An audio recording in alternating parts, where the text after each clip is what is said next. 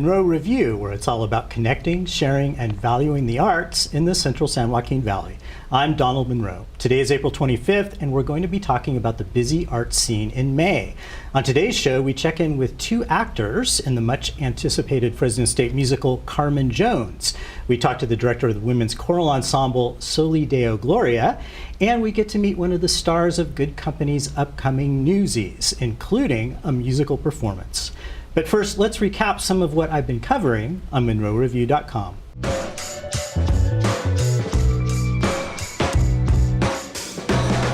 There was a lot of theater in April, and that kept me busy. One show that is still going strong is Good Company's Hairspray, which is now in its third incarnation at Roger Rocca's Dinner Theater. You can read my previous story about Brian Ray, who plays a wonderful Wilbur in the show, and that's Tracy Turnblad's dad, in case you don't know that story inside and out.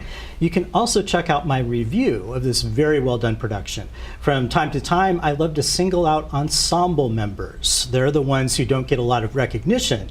For this review, I started out by acknowledging Alan Gertig. In the first big number, Good Morning Baltimore, he comes out in a straitjacket and dances just like the other residents, welcoming Tracy on her walk to school. So what if he can't wave his arms to the music along with everyone else? He can still bob his head back and forth. When you live in a musical, sometimes that's all you need. Thanks, Alan, for showing us that there are no small roles on stage. In other theater coverage, I reviewed the national tour of Something Rotten, which stopped at the Soroyan Theater, and which I thought was quite good, except for the awful sound on opening night. I popped in on the Children's Musical Theater Works production of James and the Giant Peach. Set designer Dan Aldape deserves a shout out for making that very large piece of mutant fruit come alive on stage. And I wrote a piece bidding adieu to Anne Vermel, a longtime Fresno arts enthusiast who at age 86 is retiring to Colorado to be near her family. It's a touching interview. In another well-read story, I wrote an extended review and think piece on the final two Masterworks concerts of the Fresno Philharmonic season, which included the world premiere of a piece inspired by Fresno, also an original composition by Benjamin Boone, and an exhilarating finale of Prokofiev's Fifth Symphony. Music director Ray Hatoda continued her emphasis on telling stories through the orchestra's varied programming. Now, I have to say that I was a little leery at first when she first came to Fresno talking all about stories. I wondered if a story could be applied to almost any selection of pieces. Yet, I'm coming around to the idea that by simply naming a theme or compelling through line and making those connections, a music director can have the power to shape an experience for an audience. Now, let's welcome our first guests. Brie Artender and Josh Slack are part of Carmen Jones, a musical opening May 3rd at Fresno State. They're here to talk about this exciting production. Thanks for being here. Thank you. Thank you for having us. So, most people have heard of Carmen, the opera Carmen. This is the opera Carmen, but just in a kind of a different format and style, right? Yes. What can you tell us about it, Bria? So it's the opera Carmen as a musical. So the musical was first created in the 1940s, and then the 50s, it was then adapted into a film with Harry Belafonte and Dorothy Dandridge, which a lot of people know about the film, not necessarily the musical. A little bit later in time, in 2001, it was then turned into another film with Beyonce and Mos Def, which was called a hip-hop opera. Both of those films, Carmen Jones, the movie in the 50s, and hip-hop opera all date back to the original opera so of Carmen. This is the original opera, the story of Carmen. Carmen, and you play Carmen. Yes, I do. What can you tell us about Carmen, the character? Well, Carmen is just a woman that's trying to find love. And she's trying to find love in a way that's very genuine. But she's gotten to a point at the beginning of the play where she has not found that love that is genuine. And the person that she thinks she sees it in ends up not wanting her, but she keeps going after him because she's drawn to people that don't want her, and she ends up getting what she wants. So it's basically, you then follow the love story of Carmen and this character Joe, and you see where that love story ends up taking you at the end of the musical. So Josh, you are not usually associated with musicals. I don't No. think I've ever. Is this your first? This is my first This your- musical, is yes. this your first musical. Who do you play? I play Joe. I play the love interest in Carmen Jones. So what is it like to kind of dive into a musical, and this is your last production at Yes. Fresno State? It's a lot of patience. A lot of patience is required for a musical, not so much like a regular production is, and also dealing with a larger cast as well. I'm used to more intimate cast, so to deal with a lot more castmates and a lot more technical things that are thrown into production, it teaches me a lot about just what it takes to put on something of such grand scheme. So just to be clear, this is the original music from Carmen. Yes. And then there are different lyrics that have been Added. added. And this particular production is actually really distinctive and special, right? Because Yes. it's updating it to Into a the later time. Yes, Yeah. so Tell us about that period. We've changed the time period, and we've taken it from the 40s and have put it in the 70s. And we've also taken it from being on a Navy base to it being on a college campus, and it's on a historically black college campus. So you see a lot of Greek influence in it with stepping, and you see a lot of the college campus culture influence through the characters in Carmen. So you've got a lot of bell bottom, Yes. Bell bottoms, big hair, big afro, got afros, 'em. yes. and that's probably just like ancient history to both of you, right? Yeah, I mean, like, not ancient, I would say, but it's like, it's there. Not quite Yeah. Romans and Greeks. Yeah, of but course. right. Yeah, so their parents always reminisce about the good old Yeah. days, so. So are you both opera singers, or how is the musical style? What's the vocal style in the? It's in the very show? much so soulful. We've made sure that we stayed true to the culture of the people in the cast. So we're not singing them in operatic melodies. We're singing them in more soulful melodies, but they are the exact same notes, the exact same music. It's just we've put our own twist on it. So this is kind of a medium-sized cast for a musical, but it features some community members Yes. Yes. as well. So tell us about yourself, Kara. Yes. Well, I am actually a bicoastal and international professional artist. I graduated from Fresno State back in 2014, but went on to get my master's degree at Wayne State University in Detroit and at the Moscow Art Theater. So now I work as a director, choreographer, and an actor and dancer internationally and bicoastally between Los Angeles, New York, Moscow, and Berlin. So that's what I do. So you're a guest artist. Yes, I am a guest artist for this show here. Were But you in a musical when you were at Fresno State? I was. I What was were in you Carmen. That was actually the last show I did at Fresno before I left. Cabaret. I mean, not Carmen. I'm lying. I'm lying. Well, that is the last show I'm Yeah. doing at Fresno State. But before that, the last musical I did here was Cabaret. It was Cabaret. Yes. And then you were telling me that you've done a lot of other some really interesting musicals. Since then, yeah, I've Throughout done your career now. Next to Normal in Detroit, but a lot of my work is in film and straight plays. And Josh, you are going somewhere exciting after Yes. graduation. Tell us about that. Yes, I'll be attending the Art of Acting Studio in Los Angeles, which is in, well, specifically in Hollywood, which is the sister location of the Stella Adler Acting Conservatory in New York. Pretty much the same school, and but this has a bigger concentration in film and in the film industry. So with the program, 2.5-year program, learning different acting techniques, acting on camera, improv, Shakespeare. And then the final semester, I get to work with casting directors and get to work with casting agencies and get to really start to be tailored more towards the acting industry and the business. And just think all of those Yes. Netflix, Hulu, Yes. Amazon Prime series out there. Yeah. It's like a great time to be an actor. Exactly. There's Great so time. much work out There's so there. much demand, and it's going to only get better. Yeah. So just remind us, when does Carmen Jones open, and how long does it run for? All right, so we open on next Friday, May 3rd through the 11th. So that is that May 3rd to Friday, Saturday, that's Sunday matinee. No show on that Monday. Then we have Tuesday, Thursday, Friday, Saturday, and we'll be finished. And it's a pretty big deal because Fresno State only does a musical every other year, Yes. right? So this is special. Yeah, so very if you're a special. musical fan, you got to get out there and support it. Definitely. And it's the first black musical done on the stage. And the so- first black musical done In at Fresno Fresno. State ever, Yeah, right? Fresno State Yeah. ever. And it's beautiful because there's a lot of community, speaking on community members, there's some athletes in it as well. Football players, basketball players who are getting the opportunity to see what an artist does. And they're also getting the opportunity to step outside of their cleats for a day. So it's Well, That's great. That's a great line too. Well, thank you so much for coming. This will be exciting for me. I've never seen it, so it's always fun to see a new production. Definitely. Thank you. Thank All right, you. thanks. Thank you for having us.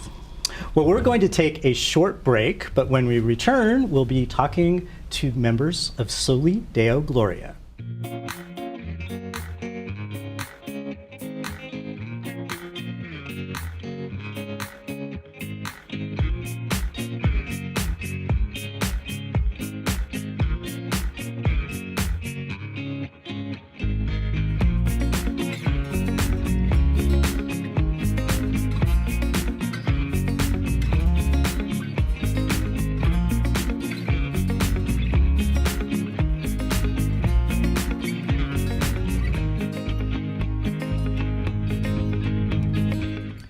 Welcome back to the Munro Review. If it's spring, it must be time for poetry, right? I could actually write a love poem to the maker of my allergy medicine, if truth be told. But if you want something a little more uplifting, you can attend the spring concert of Soli Deo Gloria, which is titled Voice and Verse. Here is music director and conductor Julie Carter and singer Nancy Hawley. Thanks for being with us today. Thank you very much. So our spring concert's just fun because it's pretty outside and you just kind of feel good. Generally speaking. Yeah. And summer's close. And summer's close, right? So those who are involved with school, they, vacation is coming up.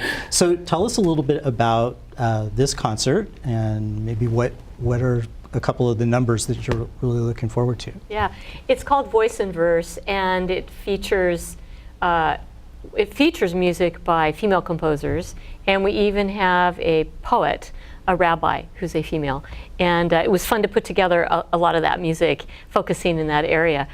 We have one particular piece I'm real excited about. It's called Reflections from Yad Vashem, and Yad Vashem is a Holocaust memorial in Jerusalem, and the composer Daniel Hall took children's names from the children's portion of it, and he combined it with some scriptures from Genesis, with some poetry that he wrote, with the names of the kids, a Hebrew lullaby, some verses sung in Hebrew, and it's set for choir, piano, viola, and orchestra chimes. And it is a stunning, dramatic, poignant piece. I mean, it gives you goosebumps to sing it. It really does. So Nancy, how long have you been singing with the choir? I have been with the choir, I believe I'm finishing up my 7th season with them. And what part do you sing? I am a low alto, if you can't tell. I sing second alto. I'm the section leader for the second alto section. And what is your take on the program? What is a favorite piece? Every piece, I'm enjoying every song that we're doing. My favorite one is called Song of Miriam, and it's from Miriam was Moses' sister, and I think that it addresses something that we've all been at, a point that we've all been at in our lives, and that is going into the unknown, having that fear but that excitement at the same time, not knowing what our next step is going to be. And this song just beautifully expresses that, as in comparison to her in the wilderness. And so yeah, it's a wonderful song, one of my favorites. So Nancy, I know that the choir sings some pretty difficult music at times. How much extra time do you have to take? Do you have homework, do you feel like? That's a good question. Our homework depends on how quickly we learn music. So if you're somebody who learns music very quickly, we don't spend a lot of time during rehearsals going over parts. It's assumed that we're going to know that going into the rehearsal. So personally, I probably spend an hour to 2 hours a week extra on learning these pieces. So Julie, how many languages are represented in this program? Do you keep track of stuff like that? Well, this one's pretty simple. Yeah. Okay. It's English, Latin, and Hebrew. I mean, sometimes we've got well, for most people, that would be a lot. Well, sometimes we've got Italian, French, German, Russian, Spanish, French, a lot of that going on. And this one's actually pretty simple in that regards. We had one concert that we did eight languages in one concert. That must just kind of jumble your brain almost. Yeah, sometimes you look at people and their eyes are just kind of crossed, because they're thinking, what language am I in? So women's choirs are a specialty. I mean, there are not as many of them out there as just regular co-ed choirs, I guess you could say. Is it hard to find music for I'm groups like starting this? to find it difficult because I'm looking for SSAA, so 4-part, and then in addition we often divide, so that's 8-part. And surprisingly, it's difficult to find advanced, challenging music for female voices. We have in our country, in our world, many advanced choirs, female choirs, but they're few in number. And so I think publishers aren't willing to, publish that real challenging piece, maybe because it doesn't sell a lot of copies. Right. But that's a big challenge Right. for me right now. And it's a nice problem to have, right? Yeah. That, so. So what can we look forward to? What's coming up for Soli Deo Gloria? Well, we end our 11th season. Next year, we'll be celebrating 12, and we're going to combine with the Fresno Community Band next year. This year, we're also going to combine with the Central Valley Vocal Project, a men's choir in the Clovis area, and we're just looking forward to collaborations. I have auditions open for the next season that we're excited about. We hope to tour Europe in 2 years. Oh, so, how exciting. yeah, we maybe Slovenia, Croatia, Northern Italy. Oh, so that would be kind wonderful. of dangling that out there for people who might want to do something like that. Okay. And we just sing a variety of music. I mean, we just talked about some really serious things, but I have to say we have a song called So Many Angels, and it starts out, very straight, and then it talks about angels are everywhere. They're in your hair, your coffee, your tea. They're on the sofa in your chair. I mean, in your TV remote. Yeah, oh yeah, they're everywhere. So there's a lot of levity too. Oh, good. Yep. Well, so tell us again, when is the concert and when and where? A week from Friday, May 3rd at 7:30 at University Presbyterian Church, and I give a pre-concert talk about our music, which seems to be fairly popular, so that's at 7. And we have the Bach Children's Choir Youth Chorale joining us, directed by Tammy Spurgeon. They're our guest artists, so it'll be a lot of fun. Yeah, that sounds like a great time. Well, thank you so much for coming in. It's a wonderful ensemble, and I really encourage you to go out and listen. Thanks for having us. Thank you. Well, we're going to be taking a short break, and when we return, we'll be talking about Newsies.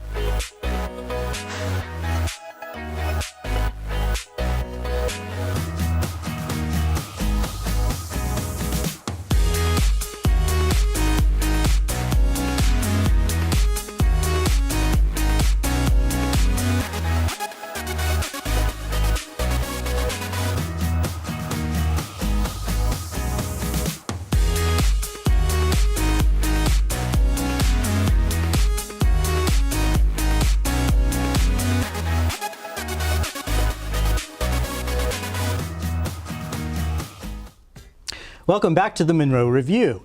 When the musical Newsies opened on Broadway in 2012, it was originally planned by Disney to be a very short run. Well, it turned into a monster hit, and now we're welcoming the local premiere. Here to talk about the new Good Company Players production is Maya Jangosian, one of the stars of the show.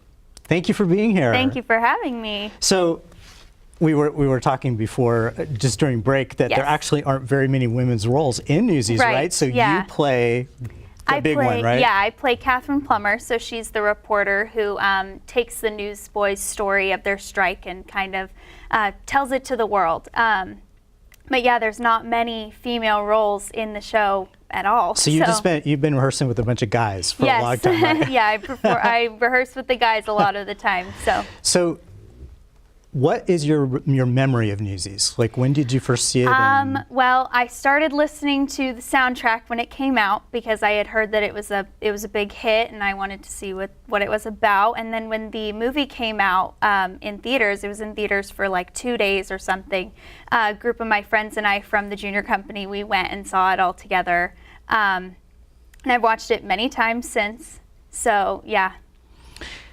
I was telling you also that sometimes I just listen to the music. It just makes you happy. Yes, it really definitely and the lifts dancing, your spirits. And to yes. watch that dancing, it's just so incredible. Impressive. So can you tell us a little bit about the dancing? Yeah, so we've been working pretty hard on the dances. It takes a lot of kind of memorization of the moves and what order they go in, that kind of thing. So we choreographed Seize the Day last week and King of New York and the Bowery Beauty song, and just this week we were choreographed Carrying the Banner, and like I had said earlier, each song has like a reprise and a tag, so you also have to choreograph the tag and the reprise, and it's tedious, but it should be very, very impressive.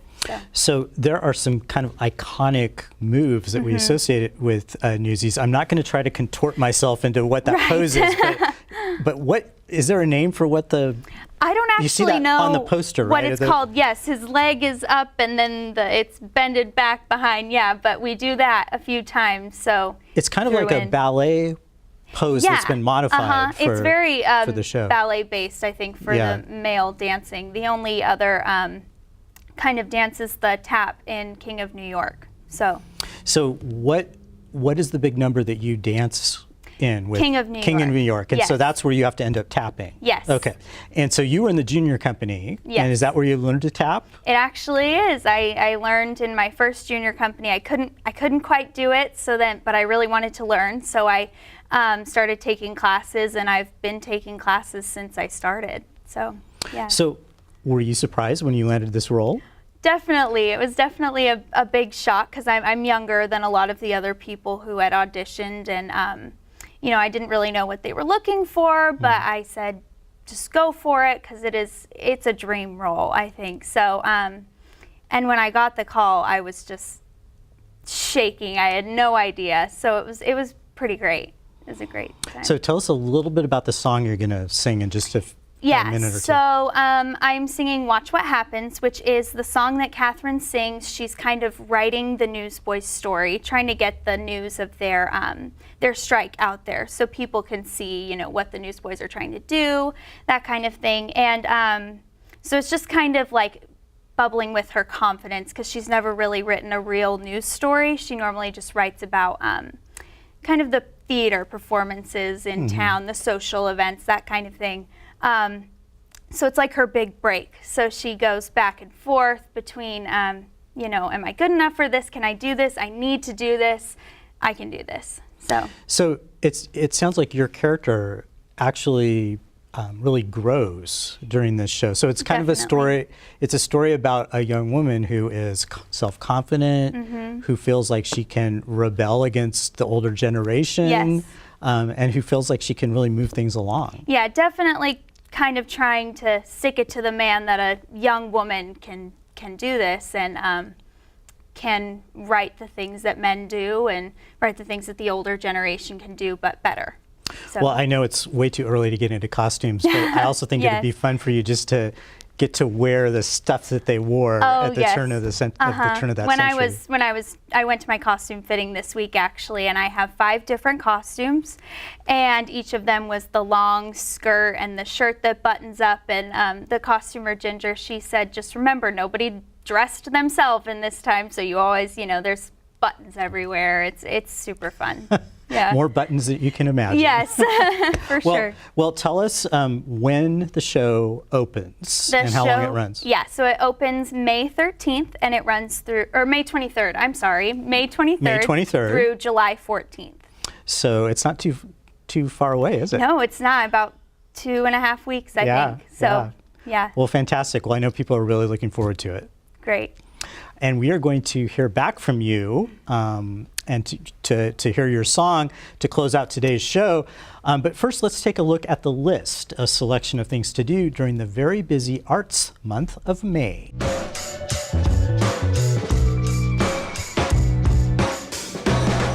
It's hard to believe, but it's already time for another Woodward Shakespeare Festival production at the park. Comedy of Errors opens May 2nd.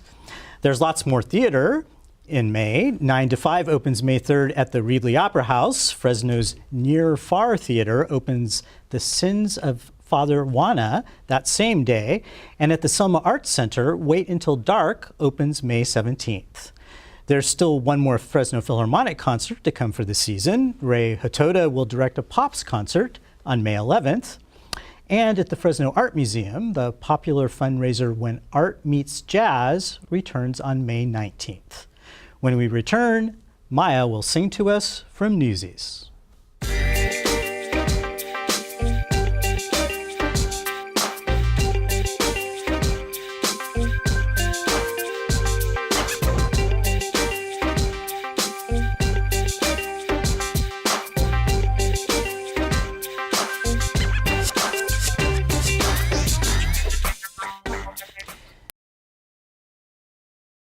We'll be singing Watch What Happens from the musical Newsies.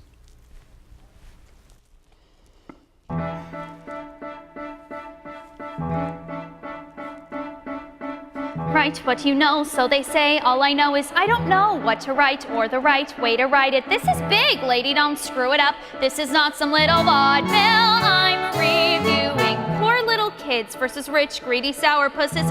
It's a cinch. It could practically write itself, and let's pray it does. Because as I may have mentioned, I have no clue what I'm doing. Am I insane? This is what I've been waiting for. Well, that plus the screaming of 10 angry editors. A girl, it's a girl. How the hell is that even legal? Look, just go and get her. Not only that, there's a story behind the story. Thousands of children exploited, invisible. Speak up, take a stand. And there's someone to write about it. That's how things get better. Give life's little guy some ink. And when it dries, just watch what happens. Those kids will live and breathe right on the page, and once they're center stage, you watch what happens. And who's there with her camera and her pen? As boys turn into men, they'll storm the gates, and then just watch what happens when they do. A modern-day David is poised to take on the rich and powerful Goliath. With the swagger of one twice his age, armed with nothing more than a few nuggets of the truth, Jack Kelly stands ready to face the behemoth Pulitzer. Now that's how you turn a boy into a man. Picture a handsome, heroically charismatic, plain-spoken, no-nothing, skirt-chasing, cocky little son of a lie down with dogs, and you wake up with a raise and a promotion. So he's a flirt, a complete egomaniac. The fact is, he's also the face of the strike, and what a face, face the fact, that's a face that could save us all from sinking in the ocean. Like someone said, power tends to corrupt, and absolute power, wait, corrupts absolutely. That is genius, just give me some time, I'll be twice as good as that. 6 months from never, just look around at the world we're inheriting and think of the one they'll create. Their mistake is they got old, that is not a mistake. We'll be making no sir, we'll stay young forever. Give those kids and me the brand new century and watch what happens. It's David and Goliath, do or die, the fight is on, and I can't watch what happens. But all I know is nothing happens if you just give in. It can't be any worse than how it's been. And it just so happens that we just might win. So whatever happens, let's begin.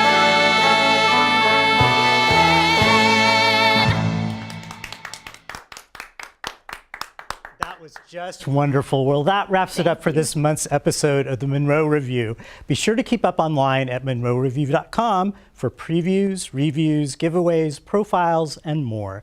A big thank you to our volunteer crew.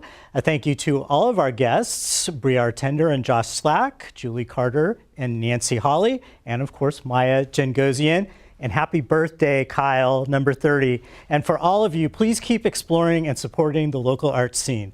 We'll see you next time.